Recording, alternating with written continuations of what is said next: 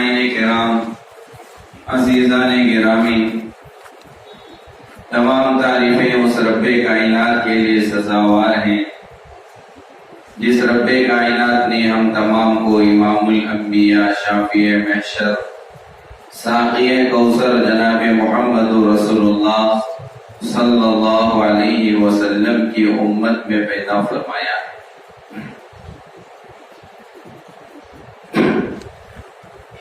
اللہ تبارک و تعالی نے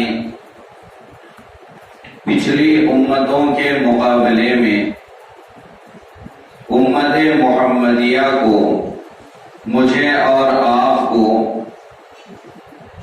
ایسی بہت سی چیزیں، بہت ساری خصوصیات عطا کی ہیں جو پچھلی امتوں کو نہیں ملی تھی۔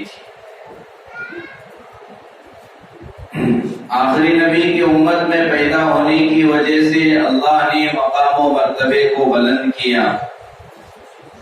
بہت ساری چیزیں وہ تھیں جو پچھلی امتوں کو نہیں ملی تھی، جیسے قربانی کا گوشت کھانے کا حکم اس امت کے لیے ہے، پچھلی امتوں پر نہیں تھا۔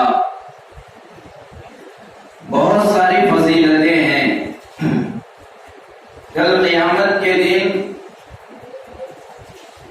نبیوں کا انکار کریں گے پچھلی امتیں، پچھلی قوم والے۔ اللہ پوچھے گا کیا تمہارے پاس ڈرانے والا، جہنم سے جنت کی خوشخبری سنانے والا بشیر نذیر نہیں بھیجا گیا تھا؟ تو انکار کریں گے نہیں، ہمارے پاس کوئی نبی نہیں آیا تھا اللہ کے احکامات کو لے کر۔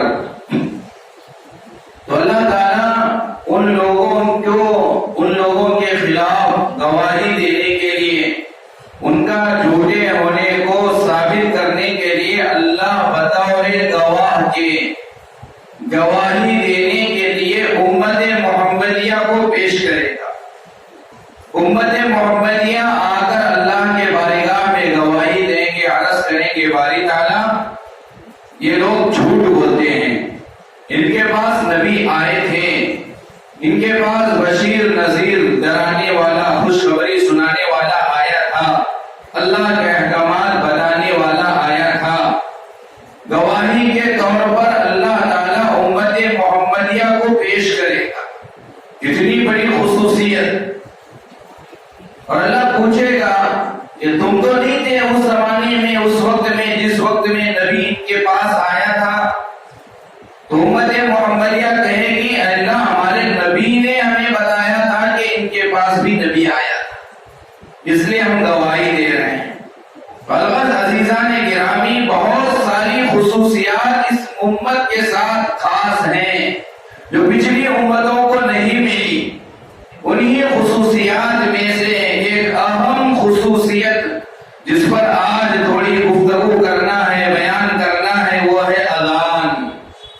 اذان اس امت کے ساتھ خاص۔ حضرت موسیٰ کی امت پر نماز تھی، پچھلی امتوں پر نماز تھی، لیکن اذان نہیں تھی۔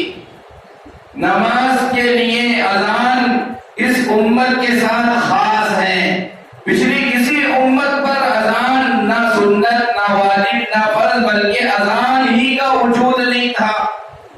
اسی لیے اللہ کے نبی علیہ الصلوۃ والسلام جب نماز فرض ہوئی، نماز کے لیے بلانے کی ضرورت پڑی، ابتدائی دور میں، شروع زمانے میں صحابہ کی جماعت مختصر تھی، گنے چنے صحابہ تھے، نماز کے لیے اکٹھا ہو جایا کرتے تھے، اذان کی ضرورت نہیں پیش آتی تھی۔ لیکن جب صحابہ کی تعداد دن بدن بڑھتے گئی، اب نماز کے لیے کیسے بلایا جائے؟ پچھلی امت پر تو اذان نہیں تھی، کوئی طریقہ نہیں تھا، لیکن اس امت کو نماز کے لیے بلانے کا کیا طریقہ ہو، کیا طریقہ اختیار کیا جائے؟ اب اللہ کے نبی علیہ الصلوۃ والسلام نے مشورہ کیا، صحابہ سے پوچھا نماز کے لیے کیسے بلایا جائے، کیا طریقہ اختیار کیا جائے؟ ایک صحابی نے اٹھ کر رائے دی، آگ لگا دی جائے اذان نماز کے وقت میں،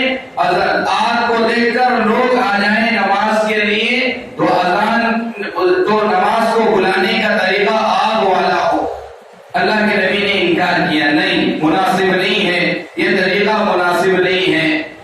اور کسی نے کہا نہ اوس نہ بجایا جائے، اس آواز کو سن کر لوگ نماز کے لیے آ جائیں۔ نبی نے کہا نہیں، درست نہیں ہے، یہود و نصارہ کا طریقہ ہے۔ مختلف آراء، مختلف رائے اللہ کے نبی کو دی گئی کہ اس طرح بلایا جائے، اس طرح بلایا جائے، لیکن اللہ کے نبی علیہ الصلوۃ والسلام کو کوئی رائے پسند نہیں آئی، فیصلہ نہیں ہوا۔ نبی نے کہا کہ جاؤ سوچ کر آنا، کل فیصلہ کریں گے، دوبارہ بیٹھیں گے اس عنوان پر۔ تو صحابہ گئے اپنے اپنے گھر فکر کو لے کر کہ کیسے نماز کے لیے بلایا جائے۔ اب ایک صحابی ہیں حضرت عبداللہ بن زید بن عبد ربی رضی اللہ عنہ، اپنے گھر گئے، رات میں اسی خیال میں سو گئے کہ کیسے بلایا جائے نماز کے لیے۔ اب فکر کے ساتھ جب بندہ سوتا ہے تو وہ فکر خواب میں اللہ ظاہر کرتا ہے طریقے کو۔ حضرت عبداللہ بن زید بن عبد ربی رضی اللہ عنہ اسی فکر کے ساتھ گھر گئے، رات میں آرام کیے، خواب میں اللہ نے فرشتے کو بھیجا۔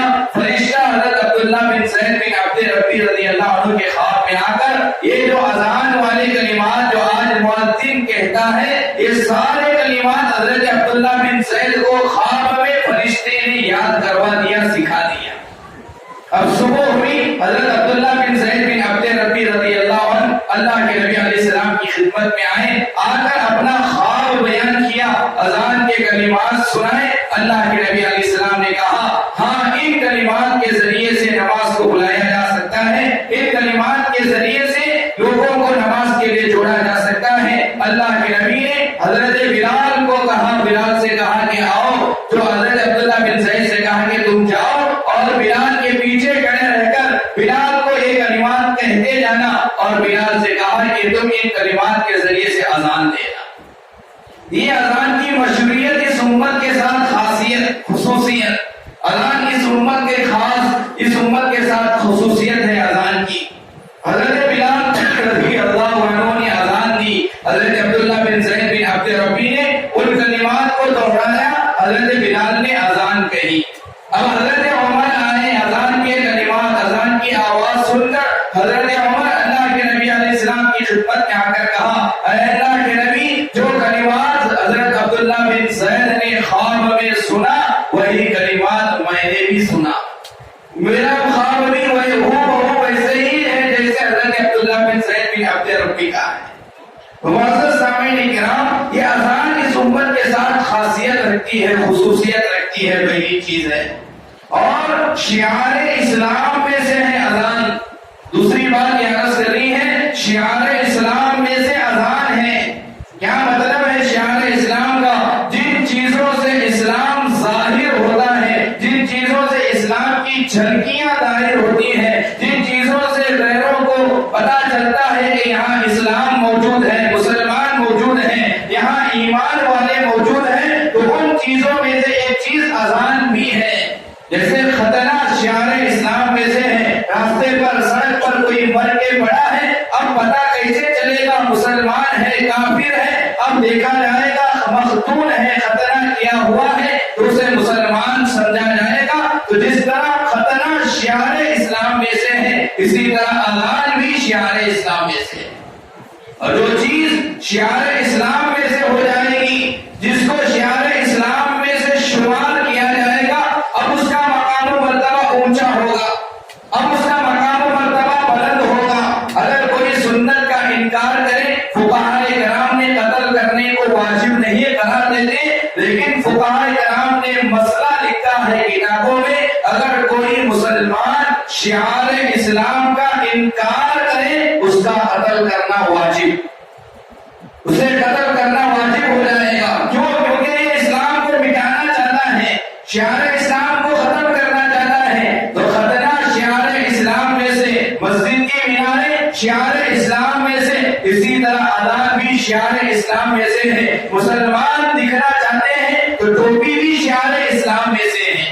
یہ فرق ہوگا مسلمان غیر میں ٹوپی کے ذریعے سے، یہ فرق ہوگا اسلام اس بستی میں ہے نہیں ہے معلوم کرنے کے لیے مینار اس کی گواہی دے گا، اذان اس کی گواہی دے گی، مسلمانوں کی ٹوپیاں اس کی گواہی دے گی۔ لہذا جن چیزوں سے اسلام ظاہر ہوتا ہے شریعت انہیں شعار اسلام کہتی ہے، اس کا مقام و مرتبہ بلند ہو گیا۔ نمبر 1، اذان خاصیت ہے، خصوصیت ہے اس امت کی، اور دوسری چیز اذان شعار اسلام میں سے ہے، اور تیسری چیز علماء نے لکھا ہے مؤذن اذان میں کیا کہتا ہے؟ اللہ اکبر، اللہ اکبر 4 مرتبہ کہتا ہے۔ 4 مرتبہ اللہ اکبر کیوں کہا جا رہا ہے؟ کیا وجہ، حکمت کیا ہے؟ ایک تو یہ ہے کہ فرشتے نے سکھایا، لیکن حی علی الصلاۃ 2 مرتبہ، حی علی الفلاح 2 مرتبہ، اشہد ان لا الہ الا اللہ 2 مرتبہ، اشہد ان محمد رسول اللہ 2 مرتبہ، سب کلمات 2 مرتبہ، لیکن اللہ اکبر 4 مرتبہ کیوں؟ کیا وجہ؟ علماء نے لکھا ہے اللہ اپنے نام کو اذان میں 4 سے 6 مرتبہ اس لیے کہلوا رہا ہے کیونکہ دنیا میں انسان دیکھتا ہے 4 بڑی بڑی طاقتیں اسے نظر آتی ہیں، 4 بڑی بڑی طاقتوں کو دیکھتا ہے، ہوا طاقتور چیز، آگ طاقتور چیز، پانی طاقتور چیز، مٹی زمین طاقتور چیز۔ آگ بہت طاقت والی چیز ہے، پانی طاقت والی چیز، طاقت والی مخلوق، آگ طاقت والی مخلوق، پانی طاقت والی مخلوق، ہوا طاقت والی مخلوق، مٹی زمین طاقت والی مخلوق، اور ہمارا نے لکھا ہے مؤذن اذان میں 4 مرتبہ اللہ اکبر کہہ کر مخلوق کو، اللہ کے بندوں کو یہ تعلیم دے رہا ہے، یہ سبق سکھا رہا ہے کہ اللہ کی عظمت، اللہ کی طاقت آگ سے بڑھ کر ہے، اللہ کی طاقت زمین سے بڑھ کر ہے، اللہ کی طاقت ہوا سے بڑھ کر ہے، اللہ کی طاقت پانی سے بڑھ کر ہے۔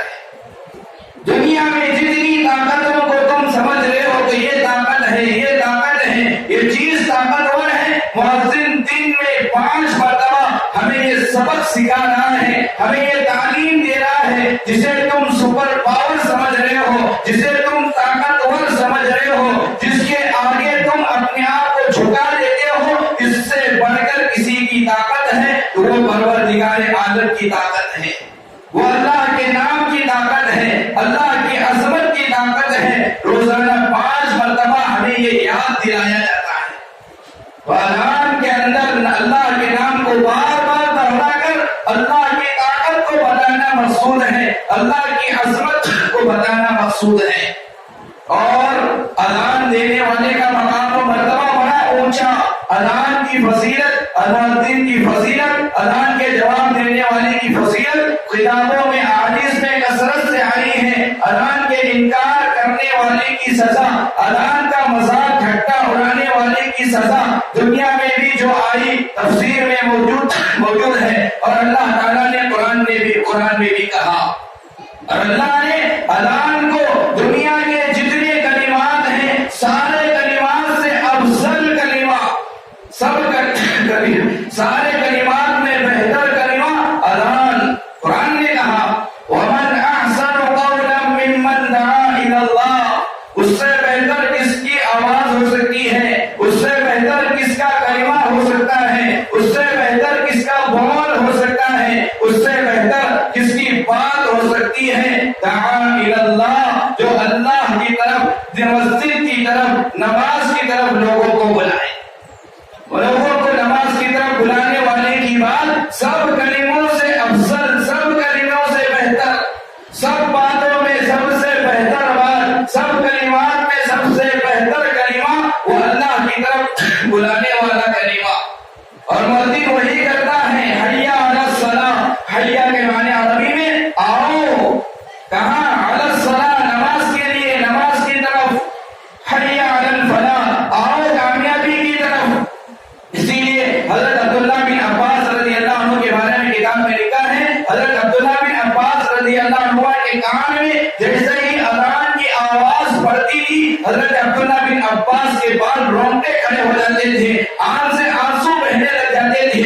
لوگوں نے صحابی رسول عبداللہ ابن عباس سے پوچھا، عجیب حالت ہم دیکھتے ہیں آپ کی، جیسے ہی آپ اذان کی آواز سنتے ہیں تو آپ کے بال رونگٹے کھڑے ہو جاتے ہیں، آپ کی آنکھوں سے آنسو جاری ہونے لگتے ہیں، آپ کے جسم میں کبھی تاری ہو جاتی ہے، آخر وہ کون سی وجہ ہے جس کی وجہ سے تم اتنا ڈر جاتے ہو, اتنا کپکپانے لگ جاتے ہو, رونا شروع کر دیتے ہو, آخر کیا وجہ ہے؟ ابن عباس رضی اللہ عنہ نے کہا کہ مؤذن کیا کہتا ہے جو میں سمجھتا ہوں اگر تم بھی سمجھنا شروع کرو تو جو حالت میری ہے وہ حالت تمہاری بھی ہو جائے گی. آج ہم نہیں سمجھتے اذان کی کیا طاقت ہے, اسی لیے آج مسلمان اس طاقت کو نہیں سمجھتا ہے تو غیر کہاں سے سمجھے گا. آج کا عنوان کا مقصد یہی ہے کہ آج مسلمان اذان کی اہمیت کو, اذان کی طاقت کو, اذان کی فضیلت کو, مؤذن کی عظمت کو, مؤذن کی فضیلت کو, مؤذن کے مقام و مرتبے کو آج مسلمان بھلا دیا تو غیر کہاں سمجھے گا. تو کیا کرے گا؟ جائے گا ڈی سی آفس کے سامنے اذان بند کرنے کے بارے میں احتجاج کرے گا. ہماری غفلت کا نتیجہ, ہماری شرمندگی, ہمیں اس پر افسوس ہونا چاہیے. آج ہم نے اذان کو ہلکے میں لے لیا. اذان کون دے گا؟ محلے کا جو سب سے کم چلسین لڑکا ہوگا, غافل لڑکا ہوگا, کاروبار چھوڑ کر جو گھر میں بیٹھا ہوا ہوگا, ایسوں کو ہم اذان کے لیے طے کرتے ہیں. اور ہمارے دل میں ایک کاروبار کی عظمت مؤذن کے مقابلے میں کم, اور ہمارے دل میں مسجد کے اندر خدمت کرنے والے کا مقام ایک دنیا کا کاروباری, ایک ڈاکٹر, انجینئر کے مقابلے میں کم ہو گیا. آج ہم نے مؤذن کی عظمت کو گھٹایا ہے, آج ہم نے اذان کی عظمت کو گھٹایا ہے. ہمارے اس غفلت کی وجہ سے, ہماری اس ناکامی کی وجہ سے, ہمارے اس جہالت کی وجہ سے اذان کے لیے غیر آوازیں اٹھا رہا ہے. جب مسلمانوں کے دل میں اذان کی عظمت تھی, جب مسلمانوں کے دل میں اذان کی اہمیت تھی, جب مسلمانوں کے دل میں اذان کی اوقات تھی, تو یہاں مؤذن اذان کہتا تھا, اللہ اس کے اذان کی برکت سے, اللہ کے نام کی برکت سے محلے میں رہنے والا غیر مسلم, محلے میں رہنے والا کافر اذان کی برکت سے ایک زمانے میں کلمہ پڑھ کر مسلمان ہو جایا کرتا تھا. آج اس محلے میں رہنے کے لیے غیر مسلمان تیار نہیں جس محلے میں گھر مسجد کے قریب ہو. کیوں؟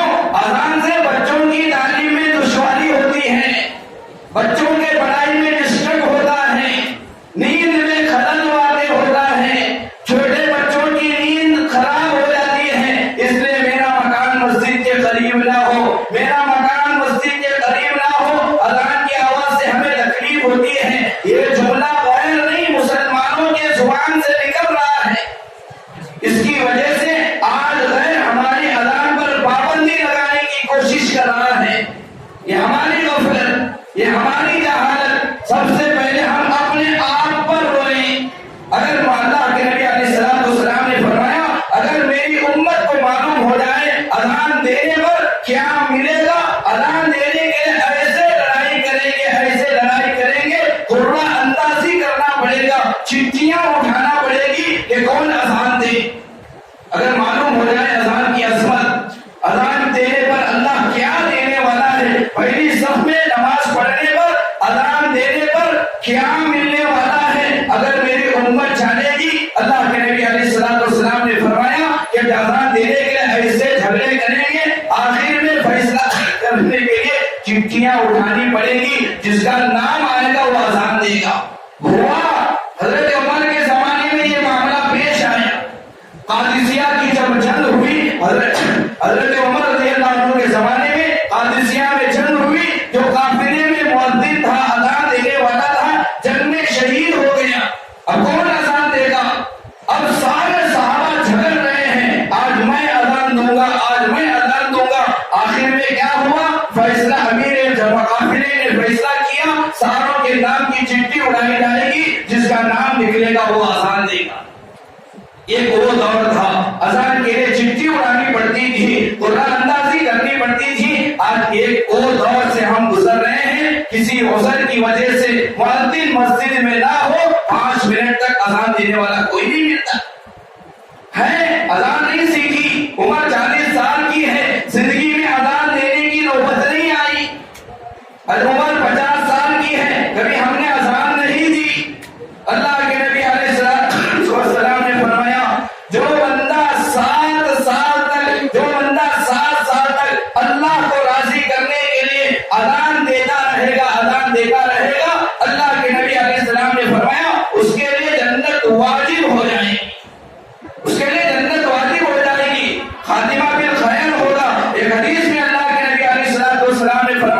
مؤذن کا جب انتقال ہو جاتا ہے، جب اسے قبر میں سلایا جاتا ہے، مؤذن کے جسم کو، مؤذن کے بدن کو کیڑے نہیں کھا سکتے، کیڑے مکوڑے